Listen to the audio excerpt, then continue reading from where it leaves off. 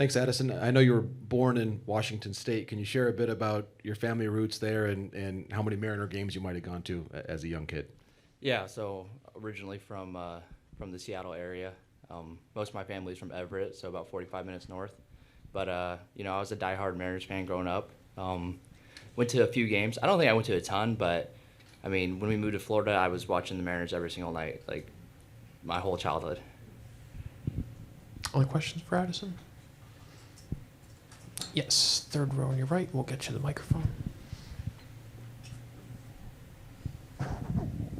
Addison, you've had obviously a wild year starting in AAA and getting super hot here and learning what it's like cooling off here and having 3 hits against the Yankees. How have you just kept your focus and kept going, grinding day after day through all the ups and downs you've had personally in the season? Yeah, I mean, it's a grind. A full season in the big leagues is, like you said, there's a lot of ups and downs, like a roller coaster ride. But I think just trying to stay focused on the work I have and kind of preparing the right way with my hitting coaches, with all the coaches, and just staying competitive and going out and competing. If I don't feel good, some days you're not. You just got to go out and compete to the best of your ability. That's pretty much how I've done it. Second row on your left, Addison. Addison, you had a ton of success this year against the Mariners, 7 for 20, slugging 700. What is it about facing these guys that you've really been able to harness and have success against? I mean, I think I just match up probably well against some of their arms. That's probably what my success has come from. That's pretty much it. I mean, and just getting hot at the right time, feeling good some days. But that's probably the biggest thing. I probably just match up. They have a lot of right-handed starting pitching. So that's probably mainly what it is. And you weren't here in 2022 when this team went through a pretty tough collapse against the Mariners in the playoffs. A lot of your teammates, current teammates, were. Have they talked to you at all about that or what they're feeling, kind of if they're looking for redemption, so to speak, coming into this series?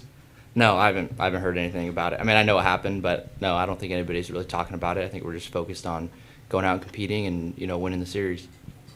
Other questions? Yeah, the third row on your left, Addison. Can you just talk about the atmosphere? John talked about playoff atmosphere and how it's different, how it's changing. You've been here at various points of the season. What's it like for people who are at home who can't be inside the stadium? Yeah, I mean, it's insane here. I mean, obviously we have a lot of passionate fans and a ton of fans, and they're loud. We can feel them every pitch. Regular season, it's more like up and down, like crowd gets loud, big play, whatever, but it's pretty consistently, energetic. I would say that's the biggest difference. It's just like nonstop, all 9 innings, every pitch, lots of energy. Last row on your left, Addison. Hey, Addison. In Seattle, back in May, it felt like that was a turning point for the team in the season. I know you'd only been up for a little bit, but it felt like you really got your opportunity there and sort of came into your own. What do you remember about those 3 games? Yeah, I remember. Yeah, that was about the time I started to play a little bit more.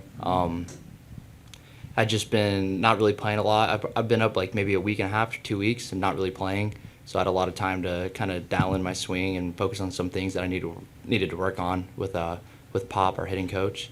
So we've been grinding, and I felt like I was in a good spot to go out and compete, and that's pretty much the biggest thing I remember. Do you feel like that kind of launched your season that weekend? Yeah, I would say so. Yeah, in a way, for sure. One row ahead, John. Addison, can you describe the impact that George Springer has had on you as a teammate, maybe the best advice that he's given you to this point?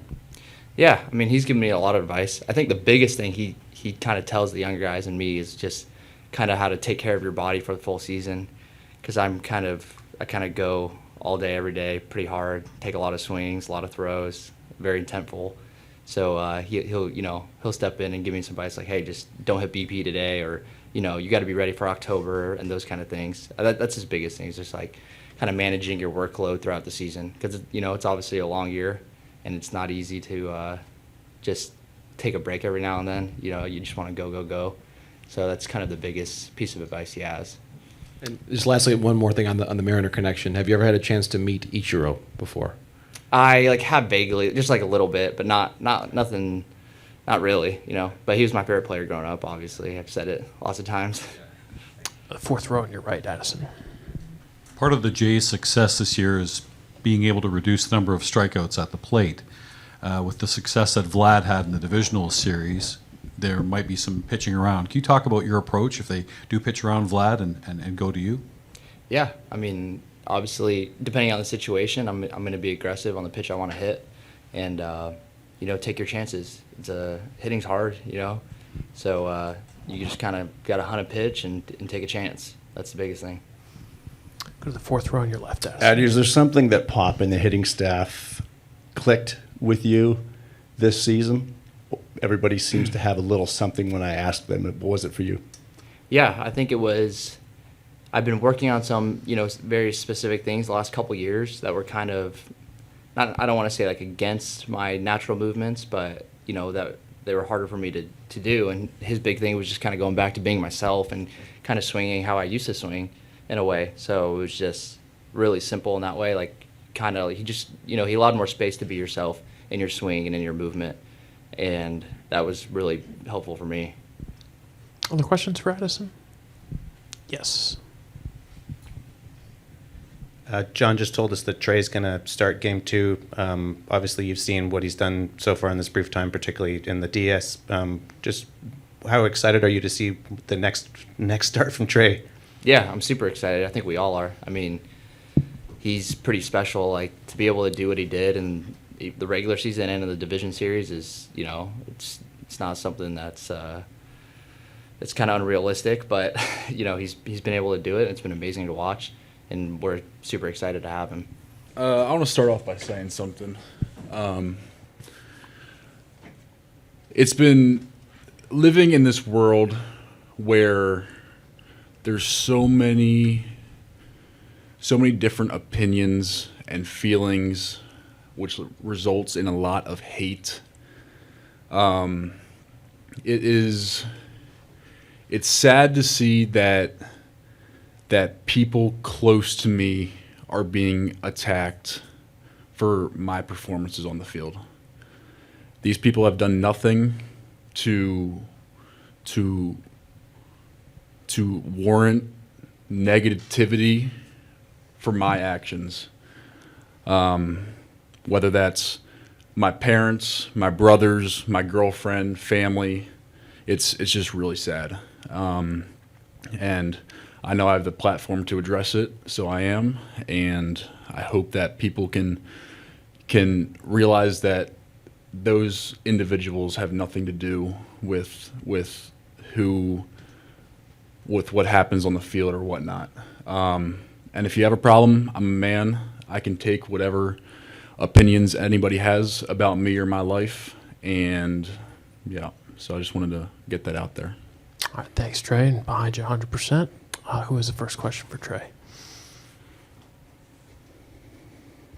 We'll start in the second row on your right. We'll get you the microphone. Trey, do you mind if I ask a follow-up question to your opening statement, or would you like to move on? We can move on. All right. Obviously, you're going to be the Game 2 starter for the Blue Jays. How does that feel as a vote of confidence? Obviously, you did great against the Yankees, but how does that feel as a vote of confidence from your manager that he's sticking with what's working? It's a great feeling, being able to go out there and go out there and play for this team is special. The clubhouse is rallied behind me, and I have all the confidence in the world. Go to the fifth row on the left, Trey. Ben? Hey, Trey. We learned yesterday from John Schneider that you walking out to the bullpen at Yankee Stadium was a bit of a decoy. Just wondering if you could share your kind of experience of that and what went into that day for you. I was told that you guys were going to find out that I was available that day, but I truly wasn't. It's just a decoy. And then I was told to walk out there on the field in the fourth inning, which I did. But I thought it was funny just learning how this playoff baseball is kind of crazy, and there's a bunch of stuff that goes on behind the scenes that the average fan would have nothing or have no idea about. I thought it was really cool. What was it like in the bullpen knowing that you weren't going to pitch? I would say it was a little bit more stressful than being in the dugout, just because guys in the bullpen were flying around, getting hot every inning. I never heard a phone that loud in my life, the one that rings down there. So it was a little different than what I'm used to, but it was a cool experience. Go one row behind to Mike. So Trey, what was that walk like, and what were you hearing and seeing at Yankee Stadium? When I was walking down there, I was trying not to smile. I was trying to act locked in. But I mean, no one really said anything. When I got to the bullpen, I heard some people, like, I don't even know what they were saying, but they were just like chattering and yelling some random stuff. But I mean, it wasn't crazy. And just as far as all this is concerned, you've been here a month, not even. Are you getting used to this yet? Is this are you able to step back and say, okay, this is what's going on, or is this all still wild for you? It's still pretty wild. I never thought I would be here in this situation this year, so every day is something new, and I'm very blessed to be learning this in such a young career. One row ahead to John. Trey, when you think about the journey of your season, going from multiple minor league stops to here, certainly a lot of coaches, coordinators, different people in the organization had their handprints on your success and your progress. Can you share maybe some of the most impactful people and how they helped along your journey during the course of the season? Yeah, so I started my year off in low A, and I didn't know how professional baseball worked, so the pitching coach there, Corey, and the manager, Gil, they were great in allowing me to kind of figure out how this works from the start. And then along the way, every pitching coach had an amazing mentality, knew how to help me where I needed help, but not like reshape who I am as a pitcher. And all the support staff, as in strength coaches, nutritionists, trainers, I mean, across this entire organization, they're all phenomenal. And I give everybody in this organization a lot of credit. And just one follow-up. When you were a kid at home watching postseason baseball, who were your favorite players? Who were the teams that you were drawn to? Was there one World Series or one ALCS that really made a big impact on your heart in terms of dreaming about being here right now? I grew up a Phillies fan. But when they won the World Series, I was 5 years old, so I don't really remember too much about it. But I also grew up a big football fan. So in October, there was a lot of football on in the house, and I can't really pick one certain playoff team or run or whatever. But yeah, I mean, this is my favorite one so far. We'll go to Jake before we move to our right. Jake, go ahead. So when you made your, low A debut this year in Jupiter, Florida, this was not on your radar at all. Between that day and last week at Yankee Stadium, was there a moment when you started to realize this could happen to you? Was there a start, an outing, a turning point, a conversation where this felt like a real possibility? Yeah, when they put me into the pen in Double A, I knew the reason for that was to potentially come up here and throw out of the bullpen for the big league team. So that really showed me that this team has a lot of belief in me, and they just want to test it out, and I'm a real option. Fourth row on your right, Trey. Other than getting in your steps, walking to the bullpen in Game 4, what have you done to stay on schedule with so many days off? I've been doing my normal throwing. I was able to mix in a few more off days from throwing as well, just with the difference in schedule and the way our off days have lined up. It's been really beneficial to get a lot of rest. But I mean, I've attempted to try to keep the same throwing schedule, lifting schedule, everything the same. So I think I've done a pretty good job at that. We see Bassett and Scherzer back on the roster. Can you talk about what those two and Kevin and Jose, veterans, have meant to you and advice they've given you? I mean, every single one of them has talk to me in their own way, and everyone has different messages.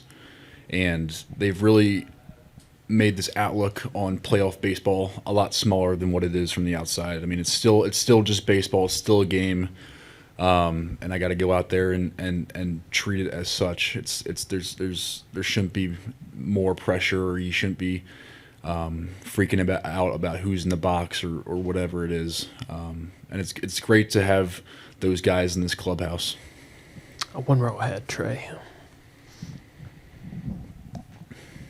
Trey, a follow-up to your journey response. I have Casey Candel's version. What is your version of the moment he told you you had 3 options and you were getting called up? So I for some reason I had a feeling I was getting called up that day, and I walked into the clubhouse and I see him arranging chairs in the manager's office. And I'm like, they're about to call me in there. And sure enough, they asked me to come in there, and I kind of had a intuition that what was going to happen. But Casey sat me down, and option number 1 was, this one is a little blurry in my head, but it was like, go back to Buffalo and just wait there and see what happens with the big league team. Option number 2 was shut down and go down to Florida. And option number 3 was go back to Buffalo and then drive up to Toronto that night and join the squad here before the trip to Tampa. And obviously I picked option number 3. Do 2 last ones, third row on your left. Trey, last weekend was electric. I saw you also pitch on the second last day of the regular season. That was electric. What was your feeling after the game 2, and what are you anticipating for tomorrow here at Rogers Center? Game 2, I mean, you couldn't have drawn it up much better. I mean, being able to go out there and the performance from the pitching staff and the offense, and just being able to go out there and win and go up 2-0 in the series, it's an electric feeling, and you can feel it out there. But heading into tomorrow, I'm looking to not put, like I was saying earlier, not put too much pressure on myself. Just go out there and be who I am and be the pitcher I have always been, and trust my defense, trust my catchers, trust my offense. Finish up with Shy, 2 rows behind the last. Hey, Trey. Especially when you have a bigger gap between outings, is one of your pitches more finicky than the others in terms of keeping them sharp? And what goes into maintaining the best movement, best location with your fastball, split, and the slider? They're all pretty much the same. I'll always throw pretty much every single pitch every single day, unless it's after a heavy day where I just want to get the fastball and give my forearm a break. So I do put in that work with pretty much every single pitch, just about every single day. And in terms of feel, which is the one that if you've got that set, the other ones work better? Definitely the heater. If that's in the zone, I know I can throw the breaking stuff off that and have them be effective. Hey, John. Hey. Just seeing that Max and Chris are on your roster, just wondering if you could sort of outline how you expect to use them. However we see fit, really. They kind of know that. Probably Chris out of the pen, and Max if we need it. Kind of want him to be somewhat available for Game 4, and but he knows how to do the postseason. If we need him today or tomorrow, if things happen like they did back in Seattle, he'll be ready to go too. So both Chris and Max could be available today, and if things were to go certain directions. Yeah. We'll go to Jamie right behind. John, did Bo re-aggravate his injury running yesterday? No, and didn't set himself back, which is a good thing. I think, if anything, kind of just showed him and us that there's still a little bit of uncertainty there, and didn't want to put him in a compromised position. I feel for him because it's been a long 3 weeks physically and mentally. He wants nothing more to be out there. But he's going to keep himself ready and trying to get ready. Hopefully we advance, and hopefully he can kind of check off the boxes that we need him to check off. So right up until that scenario that we saw yesterday, was he a deep consideration for a Oh, spot yeah. on this roster? Yeah, definitely. I think we were kind of heading down, a tough decision. Where it's going to be tough no matter what. I think that just kind of put a little bit of clarity in a not good way to it. Go to Mike, the row behind. Hey, John. What's up, Mike? Bassett takes Nance's spot, it looks like. Is he going to be deployed in a similar way, or do you have ideas about how you might want to use him out of the bullpen? It could be similar, yeah, for sure, in certain spots of the lineup. But I think looking at, a difference between the 5-game series and a 7-game series, kind of how useful can he be, So, again, you're always planning for everything to kind of fall into place. And if everything falls into place, it's probably a limited role. But if things do not fall into place, you want to have some flexibility with a guy that we obviously trust. We still think Chris is a damn good pitcher. It was kind of matter of opponent and circumstance for the last series. So it could be anything, really. And just, this is one of the dumber questions that I've ever asked you, but Love it. I want to hear it from you. What is it that makes Trey the right choice to pitch tomorrow?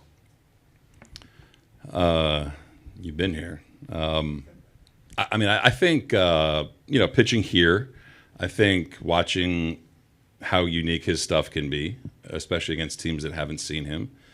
And his demeanor has been really damn good. So it was a pretty easy choice just by watching how he's conducted himself and watching what he's doing on the mound.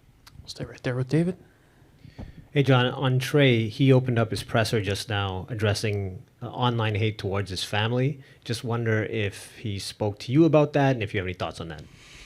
Yeah, no, he didn't. I give him a ton of credit, for a guy that is 22 and just arrived in the big leagues and understands that he has a really, really good support system that is around him and has a platform to talk about it. It kind of just adds to him and his maturity level, I think. There wasn't a lot of hate there. It's just kind of saying, this is new for him, obviously, but I think him kind of protecting people that are close to him. So I commend him for saying that, and it's unfortunate that that's a reality. I think the more that you do it, the more accustomed you get to it. So I commend him for saying what he said and for backing up the people that love and support him. Third row on your left, Tyler. John, Seattle's a pitching staff that really loves to pound the zone. They're very open about how aggressive they are, and you guys put the ball in play a lot. How does that kind of match up work? Maybe in your favor, maybe not. Like, how does that dynamic impact the Blue Jays? I think we're aware of it, obviously, and I think that I don't want us to try to do anything that we're not good at, for one. So certain situations are going to call for contact. Certain situations are going to call for hopefully some slug or damage, So I think that we have a unique 1 through 13 that can do a little bit of everything. So it's being ready to hit. It's understanding kind of what their tendencies are and staying convicted to what our approach is, really. So it's a tough pitching staff, for a variety of different reasons. But I think we've kind of shown over the course of the year that we can do some different things.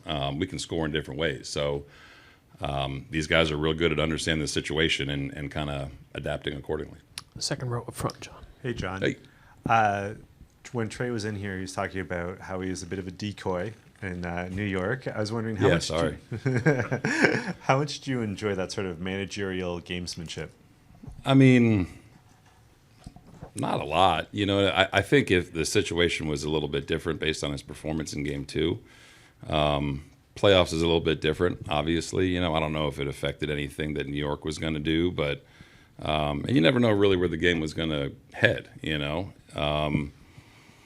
Kev was probably more of a viable option than Trey if that game got to a certain point, but players have to go execute. You know what I mean? I'm a big believer in that. I like to do simple things right, So that was a little bit of taking into account what he had done in Game 2 and adding a little bit of theater to it all. The fourth row on your right, John. We understand Bo's not in. If he was in, there was a possibility of him DHing. With him out, you've got George, you've got Tony. Both can play the outfield, both can DH. What goes into the decision who plays where? It depends on the day, really depends on a lot of different things. Who's on the mound for us, who's on the mound for them, how we like to kind of run our roster, in terms of swapping out defense for offense. And it kind of changes every day. They're both aware of that. It's, there's going to be times where George is in the outfield this series, I'm sure. But it kind of it changes every day, and they kind of know how we run it. We'll stay in the same row. Hi, John. Do your thoughts or approach on facing Cal change this year, maybe as opposed to 3 years ago when he was batting 200? Now he's 380 in the last series. Well, for one, that was me as a young interim manager saying what I said to try to fire up my team, which I obviously shouldn't have said. I think that you have to understand the kind of season that he's had, and you have to be aware where he is at all times. I've got a ton of respect for him as a player and where he's taken his game to, both at the plate and behind the plate, to do it as well as he's done it and to catch as many games as he catches. So, again, man, I know where you're going with that, and I know kind of the things that were said back and forth, and I don't want that to be a narrative in this series at all. I think he's a phenomenal player, and we're definitely going to be aware where he is in the lineup. 2 rows behind. The last question. Hi, John. You've rightly spoken about the Jays being Canada's team and having support coast to coast. What's your message to fans in British Columbia who might have a soft spot for the Mariners? I don't know. I think that fans in British Columbia, I hope, are Blue Jay fans before they're Seattle fans. I think we feel that. I think we feel that when we do travel there too. So I guess my message is try to get some tickets and meet us out there. A couple last quick ones. John on your left. Hi, John. Hey.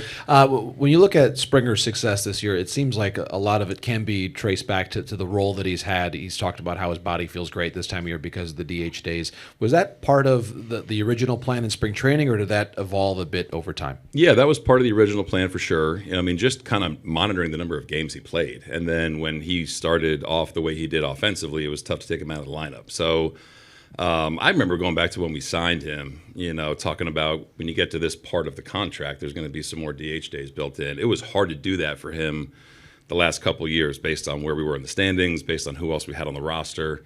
But I think I think the DH spot has really helped him physically, for one, but I think it's allowed him to stay really present with what he's trying to do offensively. It's not going out to right field or left field or center field and grinding on your last at bat, being able to kind of leave it behind if it was bad or build off of it if it was good. So we definitely wanted to monitor it, and he's kind of really fallen into a real liking for it.